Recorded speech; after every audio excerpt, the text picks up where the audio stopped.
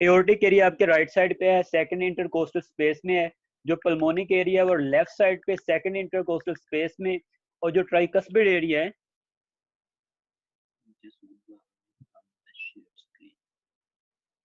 Screen नजर आ रही है आपको?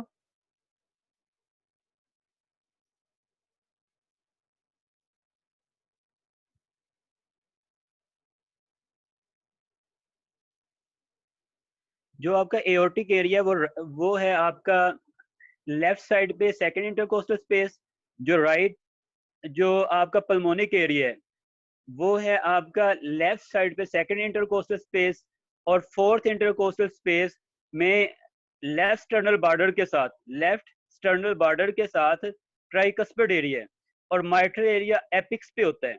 तो और एपिक्स पे आपको पता है कौन से मरमर सुनाई देते हैं?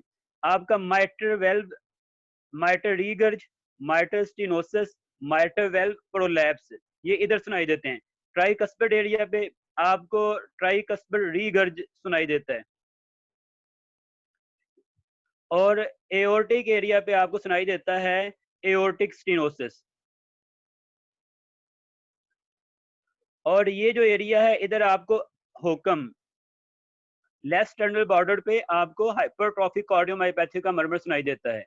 तो एओर्टिक स्टेनोसिस एओर्टिक एरिया पे। और ये जो मरमर है ये रेडिएट करता है आपकी कैरोटिड पे, कैरोटिड की तरफ रेडिएट करता है। कौन सा? Aortic stenosis. यहाँ एओर्टिक स्टेनोसिस से सुनाई देता है। ये जो आपका माइटर रीगर्ज है ये एपिक्स पे सुनाई देता है। और ये रीगर्ज करता है एक्सिला की तरफ। तो ये रेडिएशन से आपको पता चल जाएगा कि कौन सा ये मरमर है। अगर तो वो कैरोटिड की तरफ रेडिएट कर रहा है तो वो आपका एओर्टिक स्टेनोसिस है। और वो second intercostal space right side पे सुनाई देता है।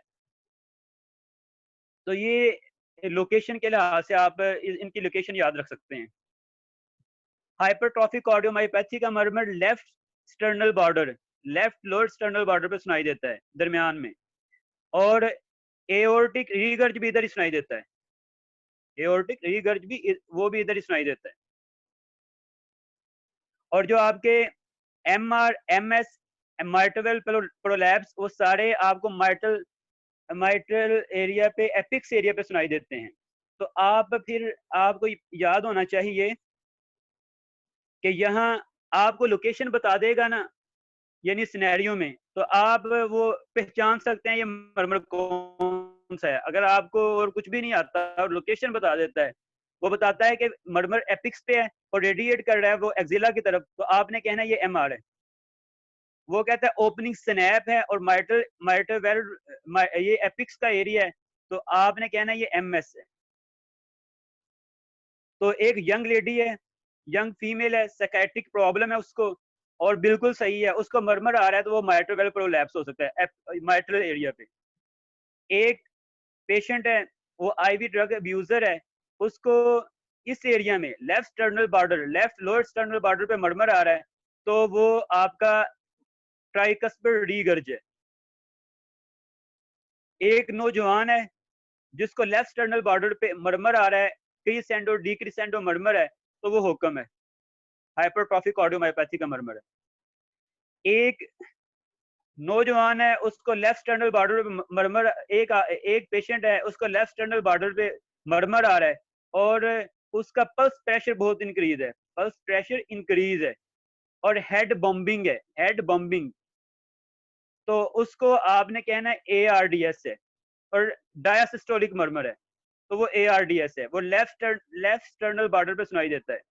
एक पेशेंट है, वो बूढ़ा है, ओल्ड पेशेंट है, और उसका मरमर जो है वो कैरोटिड की तरफ रेडिएट करता है।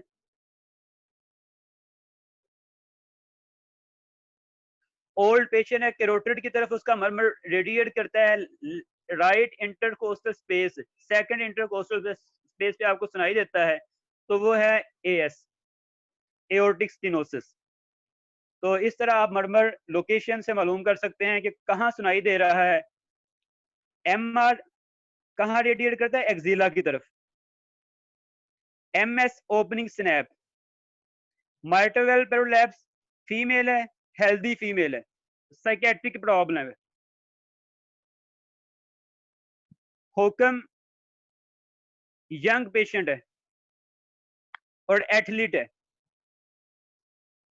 तो ये की वर्ड हैं जिससे आप मर्मर मालूम कर सकते हैं। और ARDS लेफ्ट स्टर्नल बॉर्डर पे मर्मर है और हेड बम्पिंग है, पल्स प्रेशर इंक्रीज है उसका, तो आप कह सकते हैं।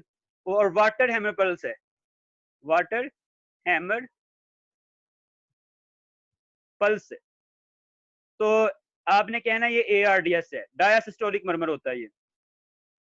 और एओर्टिक स्टेनोसिस ओल्ड मैन और मर्मर रेडिएट करता है कैरोटिड को, तो आपका ये एओर्टिक स्टेनोसिस है। तो ये कीवर्ड हैं, इस डायग्राम से आप सारे मर्मर अपने माइंड में रख सकते हैं। और अगर आपको ये डायग्राम आती है तो आई होप कि आपके MCQ हो जाएंगे जो अभी मैंने बनाई है।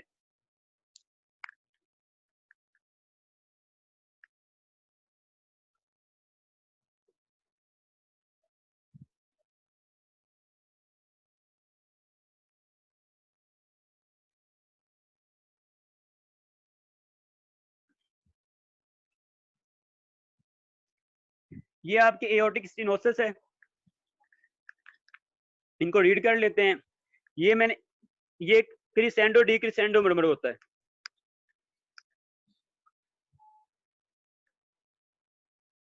और इसमें ये होता है, ये आपका हार्ट है, इधर ये मर्मर होता है। तो आपको पता है कि ये इसमें होती है pulsus parvus tardus, pulse are weak with delayed peak, क्योंकि इसे पुश करना पड़ता है, आगे ब्लॉक होता है, तो पल्स आहिस्ता आहिस्ता ज्यादा होती है और उसकी पीक लेट आती है। क्यों लेट आती है? आगे ब्लॉकेज है, तो ब्लॉकेज के लिए उसको पुश करना पड़ता है। तो इसको कहते हैं पल्स पार्वस एट टार्डस, यानी कि pulse are weak with delayed peak, pulse weak आती है और उसमें डिलेड पीक आती है। पल्स आपकी वीक होती है और उसमें डिलेड पीक होती है। क्यों होती है? आगे ब्लॉकेज है, तो आहिस्ता आहिस्ता वो पुश करता है और उसके बाद टाइम लगता है उसकी पल्स की पीक आने में। और पल्स की पीक तो आती है मगर पल्स वीक ही होती है, इसे कहते हैं पल्सस पार्वस एट टार्डस। और ये रेडिएट करता है कैरोटिड की तरफ, रेडिएट करता है कैरोटिड की तरफ। और ये होता है ओल्ड लोगों में। किन में होता है? ओल्ड लोगों में, जिनकी एज 60 से ज्यादा हो। यंगर में भी हो सकता है, मगर यंगर उन लोगों में हो सकता है जो जिनमें बाइकस्पर्ड एओर्टिक वेल्व हो। एओर्टिक वेल्व के आपको पता है 3 कस्प होते हैं, 3 कस्प होते हैं ना। तो अगर एओर्टिक वेल्व के 2 कस्प हों किसी भी वजह से, जिस तरह टर्नर सिंड्रोम में होता है, तो उनमें भी उनको एओर्टिक स्टेनोसिस यंग एज में हो जाएगा। एओर्टिक स्टेनोसिस हमेशा हमेशा हमेशा ओल्ड लोगों में होता है, मोस्ट कॉमनली, मगर बाद औकात यंग लोगों में होता है। किन यंग लोगों में होता है? जिनमें बाइकस्पर्ड एओर्टिक वेल्व होता है, बाइकस्पर्ड एओर्टिक वेल्व होता है, उनमें पहले भी हो सकता है। माइटर रीगर्ज, माइटर रीगर्ज और ट्राइकस्पर्ड रीगर्ज दोनों होलोसिस्टोलिक मर्मर हैं, दोनों होलोसिस्टोलिक मर्मर हैं। जो माइट्रल होलोसिस्टोलिक मर्मर का मतलब ये है कि देखें एक जैसा मर्मर रहता है थ्रू आउट, 1 से लेके S1 से लेके S2 तक एक जैसा मर्मर रहता है। जबकि क्रिसेंडो डी क्रिसेंडो को मैंने बताया था, पहले पीक आती है फिर डिलेड। तो जो एओर्टिक स्टेनोसिस है पहले पीक आती है और फिर ये है क्रिसेंडो डी क्रिसेंडो। जबकि ये एक जैसा रहता है, ये होलोसिस्टोलिक है। और होलोसिस्टोलिक 2 मर्मर हो सकते हैं, बल्कि 3 होते हैं। एक आपका वेंट्रिकल VSD, ये भी होलोसिस्टोलिक है। माइटल और ट्राइकस्पर्ड ये भी होलोसिस्टोलिक है। और जो आपका माइट्रल रीगर्ज है, ये रेडिएट करता है टू एक्सिला, रेडिएट करता है टू एक्सिला। और इसकी काज है MI, माइटरवेल प्रोलैप्स, MI याद रखें आप। ट्राइकस्पर्ड रीगर्ज ये सुनाई देता है ट्राइकस्पर्ड एरिया पे, और इसमें हिस्ट्री होती है IV ड्रग एब्यूजर की, और ये भी होलोसिस्टोलिक मर्मर है। माइटरवेल प्रोलैप्स ये सिस्टोलिक क्रिसेंडो मर्मर है विद मिड सिस्टोलिक क्लिक आती है इसमें। और ये होता क्यों है? ये इसमें जो माइट्रल वेल्व है वो बड़ा लूज सा होता है, उसका टिश्यू, उसमें जो जो उसका कंटेंट है वो बड़ा फ्लोपी सा होता है। तो वो जब ये कंट्रैक्ट करता है हार्ट अंदर की तरफ, तो जो माइट्रल वेल्व है उसका ऊपर की तरफ बल्ज होता है यकदम, उससे साउंड प्रोड्यूस होती है, जिसे कहते हैं मिड सिस्टोलिक क्लिक।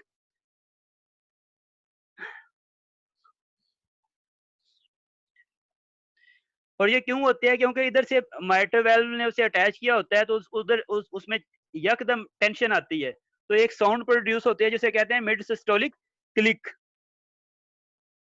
और ये किन में होता है?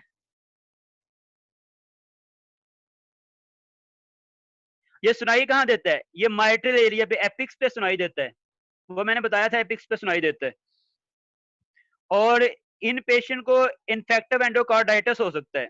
ये जिन पेशेंट में माइट्रल वेल्व प्रोलैप्स होता है उनको आगे इन्फेक्शन हो सकता है, इन्फेक्टिव एंडोकार्डाइटिस। और इसके अलावा माइट्रल वेल्व प्रोलैप्स किन में हो सकता है? जो मिक्सोमेटस डीजनरेशन वाले पेशेंट होते हैं, जिस तरह के मार्फर सिंड्रोम और एहलर डेनला सिंड्रोम, ये वो डिजीजेज हैं जिसमें कनेक्टिव टिश्यू डिसऑर्डर होता है, और आपका जो आपका वेल्व है, ट्राइकस्पिड वेल्व या माइट्रल वेल्व, वो फ्लोपी हो जाता है, उसमें लचक आ जाती है, और वो जब ये कंट्रैक्शन होती है तो वो यकदम ऊपर की तरफ जाता है और उससे क्लिक प्रोड्यूस होती है। तो ये इसकी एसोसिएशन है। तो माइट्रल वेल्व प्रोलैप्स किन लोगों में हो सकता है? या तो यंग लेडी होगी, फीमेल यंग होगी, और उसको साइकेट्रिक प्रॉब्लम होगा, और उसको माइट्रल एरिया पे वो उसको मरमर आ रहा होगा। कौन सा मरमर? सिस्टोलिक, मिड सिस्टोलिक क्लिक का आ रही होगी उसके साथ। और या दूसरा क्या हो सकता है कि कोई एक पेशेंट होगा जिसको मार्फर सिंड्रोम है या एहलर डेनला सिंड्रोम है, उसको एपिक्स पे वो आ रहा होगा, मरमर आ रहा होगा, तो आपने कहना ये माइट्रल वेल्व प्रोलैप्स है। उसके बाद है ये ventricle septal defect. Ventricle septal defect क्या है? इसमें भी होलोसिस्टोलिक मरमर होता है। देख लें, सीधा आ रहा है, कम ज्यादा नहीं हो रहा, तो ये होलोसिस्टोलिक हार्श साउंडिंग मरमर है। किस एरिया पे सुनाई देता है? ट्राइकस्पिड एरिया पे। किस एरिया पे सुनाई देता है? Tricuspid area. ट्राइकस्पिड एरिया कौन सा है? जहां ट्राइकस्पिड वेल्व का मरमर सुनाई दे रहा था।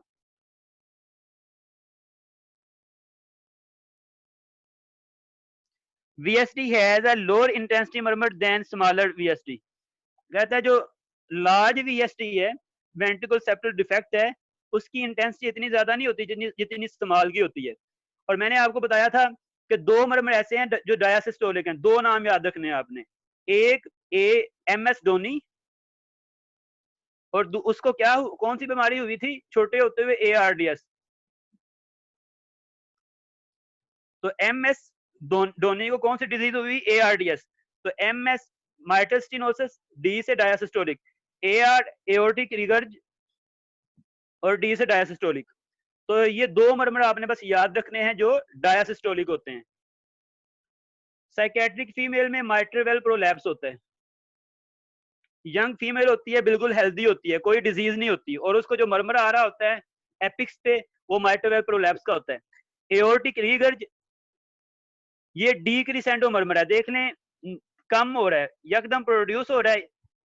अच्छा, सिस्टोलिक मरमर वो होते हैं जो S1 के बाद आते हैं, और डायासिस्टोलिक वो होते हैं जो S2 के बाद आते हैं। तो देखें, S2 के साथ ये नीचे जा रहा है, तो इसकी इंटेंसिटी कम हो रही है, तो ये डी क्रिसेंडो मरमर है। कौन सा मरमर है? D crescendo. और डायासिस्टोलिक है, ब्लोइंग मरमर है। कहाँ सुनाई देता है आपको? ये आपको सुनाई देता है best heard at base aortic root dilatation, left sternal border पे सुनाई देता है आपको, लेफ्ट स्टर्नल बॉर्डर पे। इसमें आपको हाइपर डायनामिक पल्स मिलती है और हेड बॉम्बिंग व्हेन सीवियर और क्रोनिक।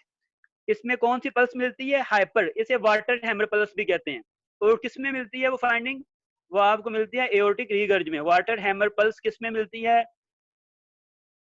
एओर्टिक रीगर्ज में। और हेड बॉम्बिंग, ये दो नाम आपने याद रखने हैं, ये इसकी फीचर हैं, हाइपर डायनामिक पल्स और हेड बॉम्बिंग। और पल्स प्रेशर इंक्रीज मिलता है इसमें।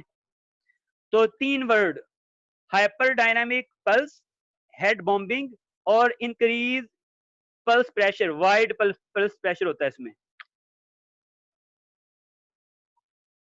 और ये क्या कर सकता है, ये एंडोकार्डाइटिस करवा सकता है, एओर्टिक रूट डायलेटेशन इसकी काज हो सकती है। अच्छा, ये काज क्यों होता है? या तो उस पेशेंट को एंडोकार्डाइटिस होता है और उसको एओर्टिक रिगर्ज हो जाता है। एओर्टिक रिगर्ज का मतलब ये है कि ये आपका हार्ट था और ये आपका एओर्टा है,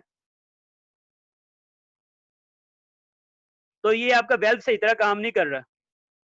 तो जब ये क्लोज होता है तो फिर भी ब्लड वापस लीक होता रहता है, इसका मतलब है एओर्टिक रीगर्ज, एओर्टिक रिगर्जिटेशन।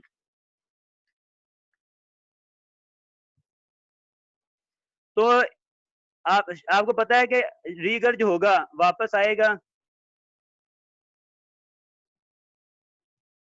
तो ये क्या करवा सकता है बाइकस्पेड एओर्टिक वेल्व में, ये जो वेल्व है ये इसकी क्लोजर सही नहीं होगा, एंडोकार्डाइटिस होगा, फिर भी वेल्व का क्लोजर सही नहीं होगा तो ब्लड वापस आएगा। या फिर एओर्टिक रूट डायलाटेशन है। एओर्टिक रूट डायलाटेशन का मतलब है कि यहाँ से डायलाटेशन हुई पड़ी है, तो ये वेल्व से इतना क्लोज नहीं हो रहा तो ब्लड वापस आ रहा है।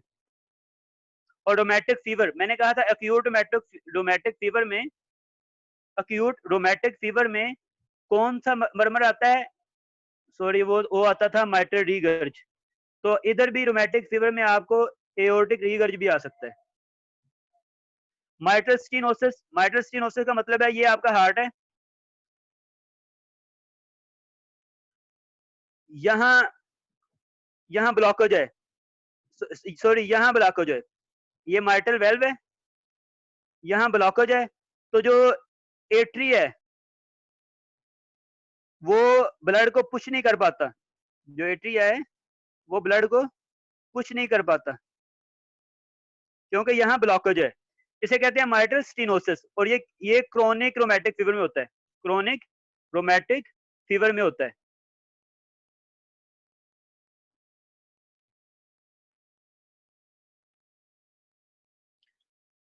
जो आपका एओर्टिक रिगर्ज है उसमें आपकी डी क्रिसेंडो साउंड आएगी।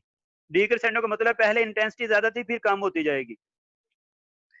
माइट्रल स्टीनोसिस में ओपनिंग स्नैप, जहां ओपनिंग स्नैप का लफज आ जाए वहां आपने स्टीनोसिस लगा देना है। माइट्रल स्टीनोसिस, जहां ओपनिंग स्नैप का लफज आ जाए आपने माइट्रल स्टीनोसिस लगा देना है। ओपनिंग स्नैप और ये डिलेड रंबलिंग मरमर होता है, mid to late diastole, delayed rumble mid diastole murmur, और उसमें ओपनिंग स्नैप होती है, और ये S2 के बाद आता है। ओपनिंग स्नैप ये है, कहता है इंटेंसिटी उस वक्त इंक्रीज होती है जब S2 और OS ओपनिंग स्नैप का जो इंटरवल है वो शॉर्ट हो जाए, तो उसका मतलब है कि सिवियरिटी बहुत ज्यादा है। कहता है ये आपकी S2 है और उसके बाद ये OS है, ओपनिंग स्नैप है, और ये इसका इंटरवल है। अगर ये इंटरवल शॉर्ट हो जाए, थोड़ा सा कम हो जाए, तो उसका मतलब है ये बहुत सवियर डिजीज है। S2 और ओपनिंग स्नैप का जो फासला है, ये इंटरवल अगर शॉर्ट हो जाए तो उसका मतलब है आपको सवियर डिजीज है।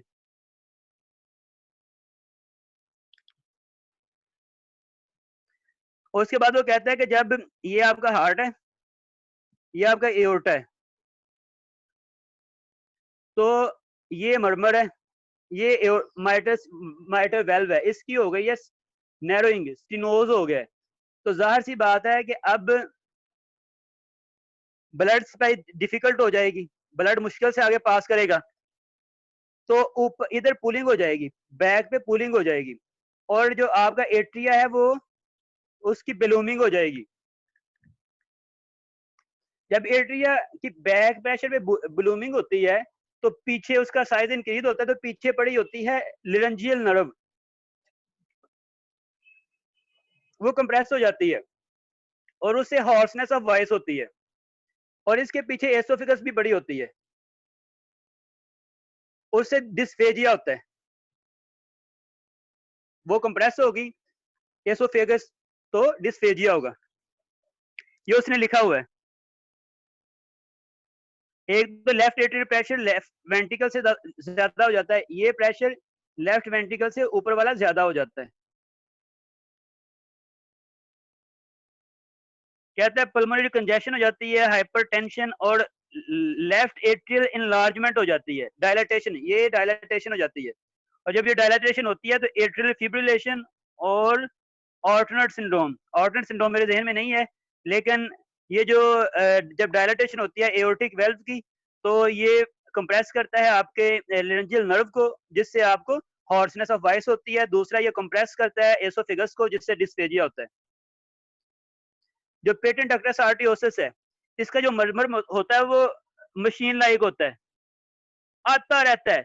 S1 में भी आ रहा है, S2 में भी आ रहा है, पहले भी पूरा आता रहता है। दूसरे ऊपर वाले मरमर सिर्फ जो सिस्टोलिक मरमर थे वो S2 के बाद आ रहे थे, जितने भी थे। जो डायसिस्टोलिक थे वो S2 के बाद आ रहे थे, जो सिस्टोलिक थे वो S1 के बाद आ रहे थे।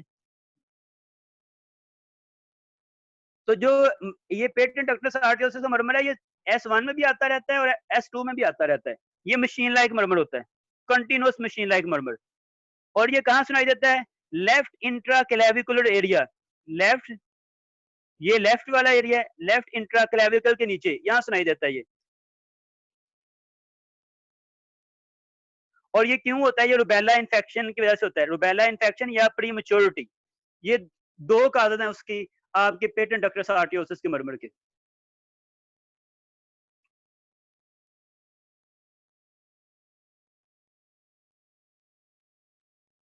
उसके बाद ये ही जो ये डायग्राम मैं पहले बता चुका हूँ, लेकिन फिर मैं बता देता हूँ।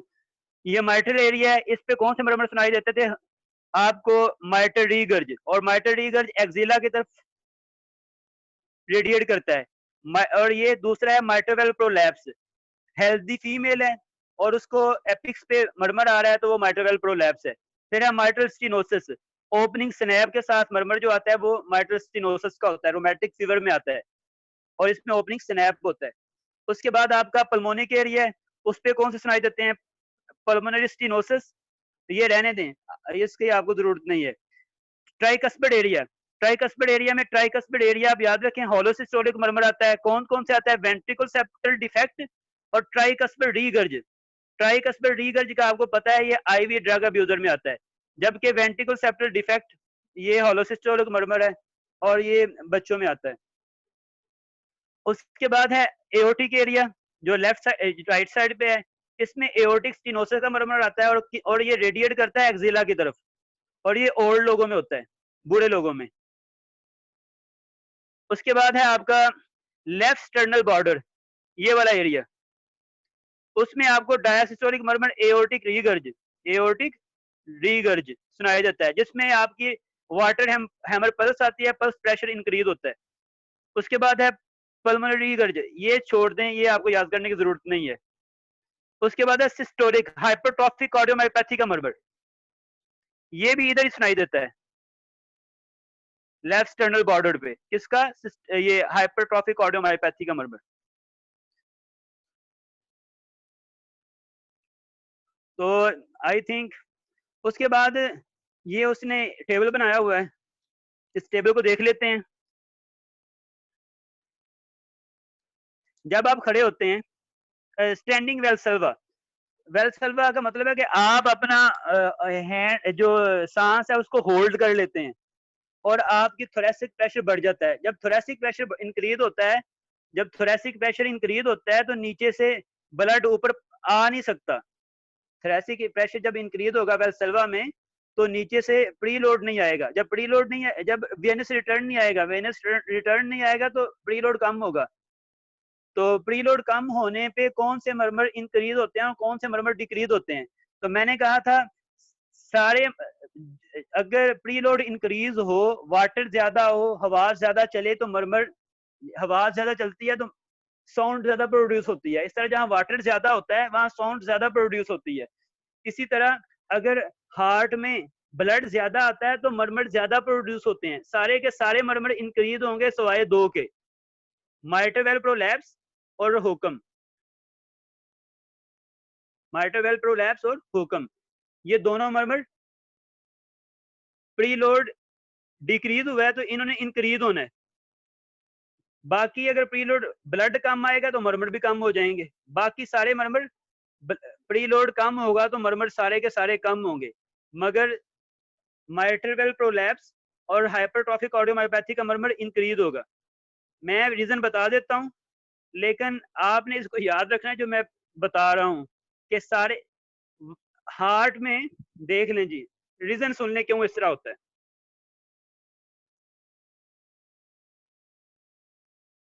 ये है आपका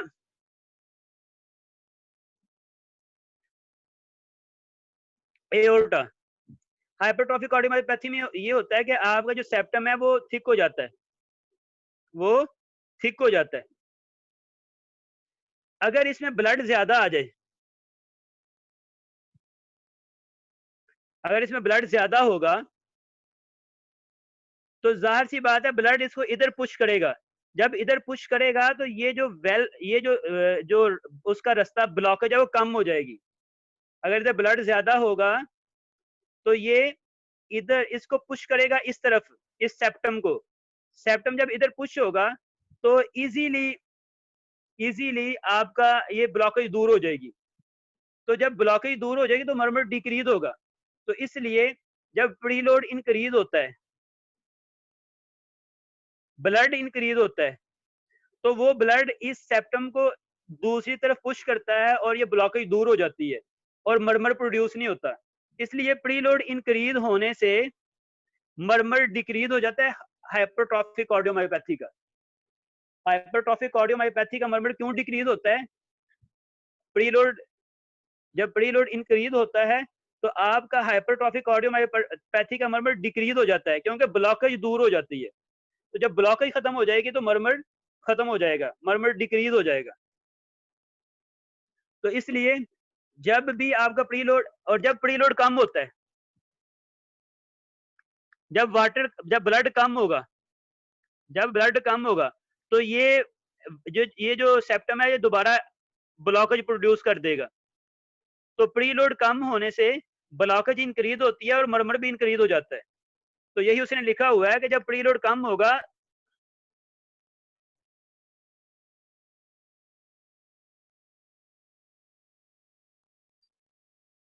जब प्रीलोड कम होता है तो आपके जो मरमर है हाइपरट्रॉफिक कार्डियोमायोपैथी का, जब प्रीलोड कम होगा तो आपका मरमर हाइपरट्रॉफिक कार्डियोमायोपैथी का इंक्रीज हो जाता है। तो ये आपने इनवर्स रिलेशन इसका याद रखना है। उसके बाद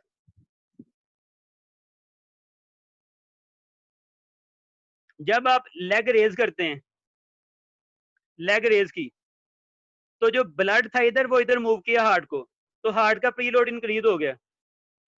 और जब प्रीलोड इंक्रीज होता है तो आपके सारे मरमर इंक्रीज होते हैं सिवाय दो के, होकम और माइटरवेल प्रोलैप्स।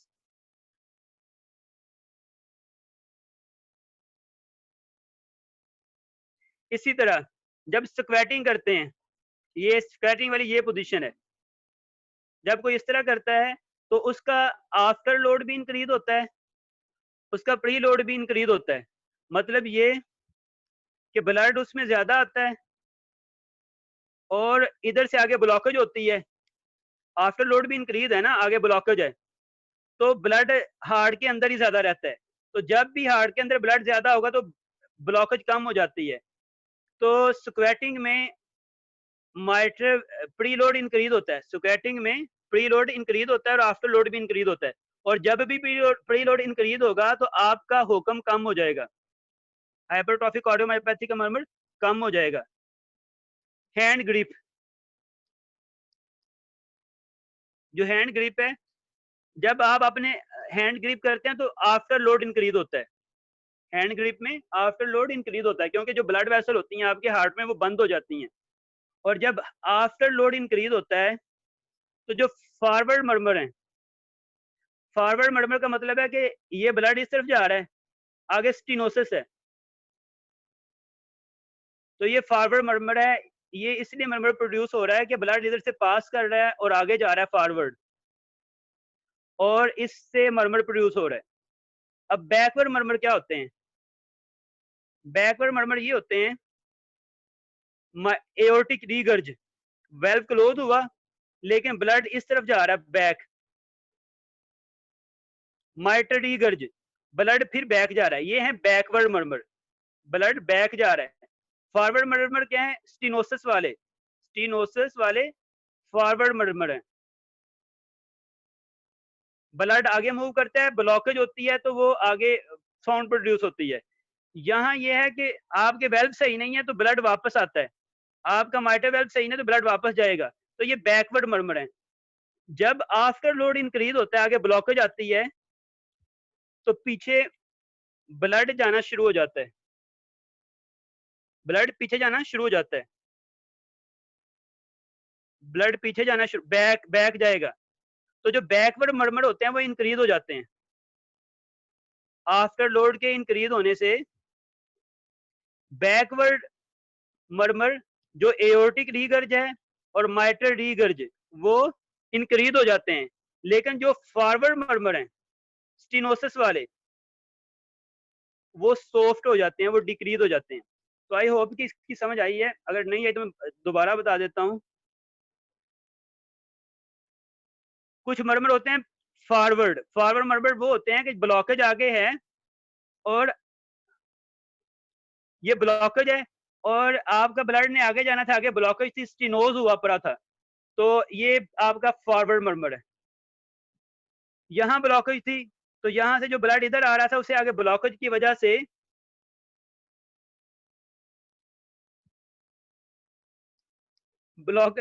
से उसकी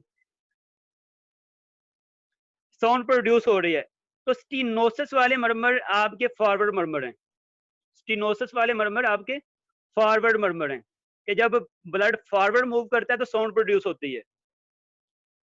जबकि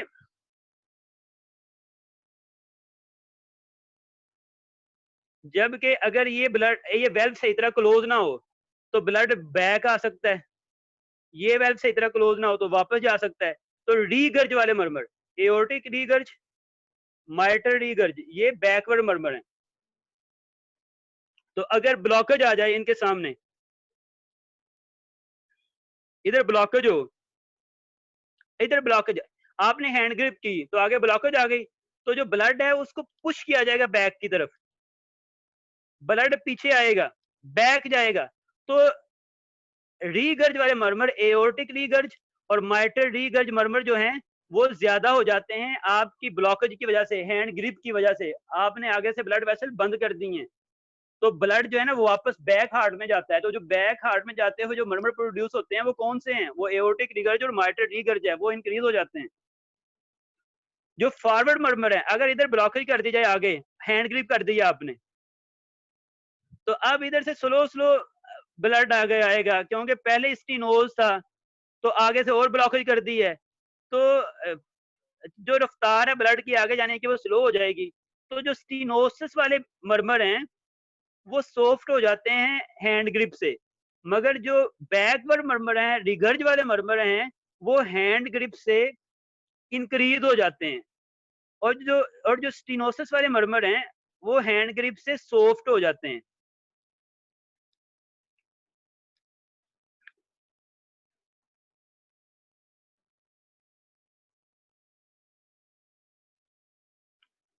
एंड पे उसने लिखा हुआ है, हैंड ग्रिप भी हो गया, एंड पे उसने लिखा है आपकी इंस्पायरेशन, जो आपके राइट साइड के मर्मर हैं, राइट साइड के murmur, pulmonary stenosis, pulmonary stenosis, और दूसरा मर्मर है आपका ट्राइकस्पल रीगर्ज। इंस्पायरेशन पे राइट साइड के मर्मर इंक्रीज हो जाते हैं, इंस्पायरेशन पे राइट साइड के मर्मर इंक्रीज हो जाते हैं, और ये मैंने बताया था, जो स्लाइड वाली, जो स्लाइड मैंने बताई थी उनमें बताया था, सारा एक्सप्लेन किया था।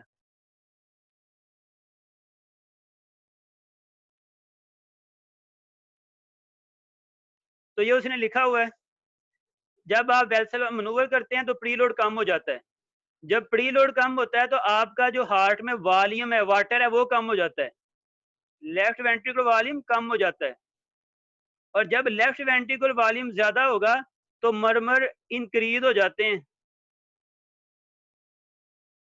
मैंने बताया था कि हाइपरट्रॉफिक कार्डियोमायोपैथी का मरमर ये ब्लॉकेज थी, और जब आपका प्रीलोड इंक्रीज हुआ तो इधर ब्लड ज्यादा आने से उसने इसको पुश कर दिया था और ब्लॉकेज कम हो गई थी, तो वॉल्यूम तो इंक्रीज हुआ था ना।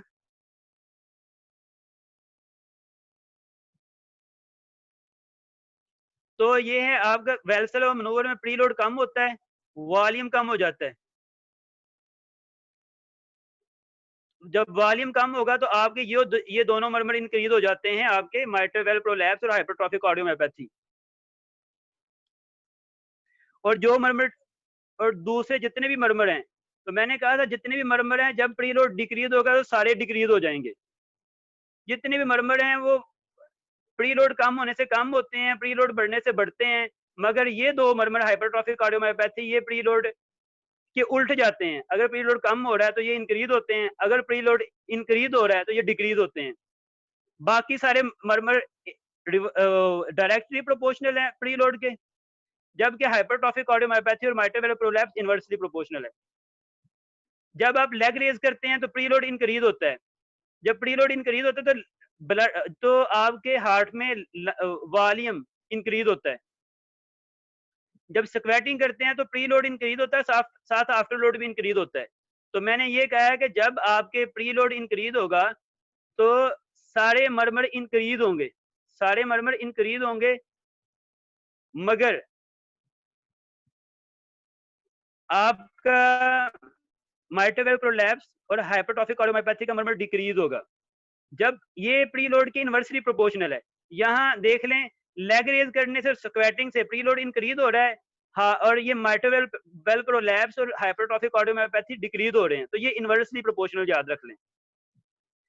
हैंड ग्रिप जब करते हैं तो आपका आफ्टर लोड इंक्रीज होता है, और जब आफ्टर लोड इंक्रीज होता है तो जो बैकवर्ड मरमर है, जो बैकवर्ड मरमर है वो इंक्रीज होते हैं। बैकवर्ड मरमर कौन से हैं? रीगर्ज मरमर, एओर्टिक रीगर्ज, माइट्रल रीगर्ज और वीएसडी, ये बैकवर्ड मरमर थे। मैं बताया था ये बैकवर्ड मरमर है। तो जब आपने हैंड ग्रिप किया था तो बैकवर्ड ब्लड आया था, तो वो मरमर बैकवर्ड वाले इंक्रीज हो गए थे, तो वो रीगर्ज वाले मरमर बैकवर्ड मरमर हैं।